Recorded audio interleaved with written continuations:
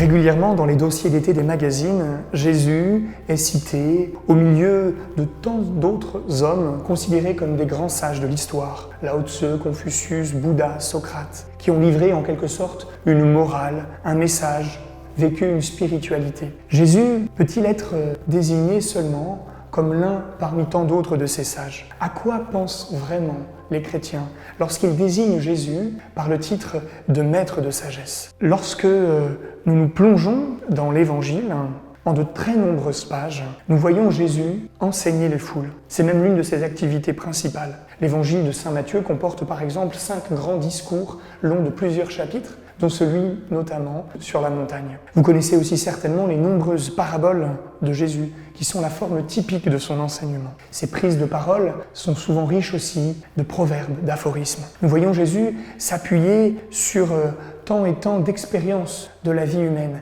et éclairer tant et tant d'aspects pratiques de nos relations, de nos comportements. Jésus prend ainsi tous les atours d'un maître de sagesse qui, tant par le fond que par la forme, veut enseigner ses disciples. Il fait ainsi appel à notre raison, à la raison humaine, qui doit participer à la réponse que nous pouvons donner à Dieu. Sans l'effort de cette raison qui cherche à comprendre ce qu'elle croit, notre foi, fondée et basée sur les seuls sentiments, devient trop fragile. Avec cette raison qui cherche et qui se laisse enseigner, nous recevons, nous vivons selon ce que nous pouvons appeler réellement une sagesse. Qu'en est-il donc pour chacun de nous, de notre travail d'intelligence de la foi? Nous voyons dès les premiers siècles de l'Église que Jésus est donc désigné comme ce maître de sagesse, ce philosophe, ce pédagogue. Les premières tombes chrétiennes l'attestent, elles qui le représentent sous ses traits.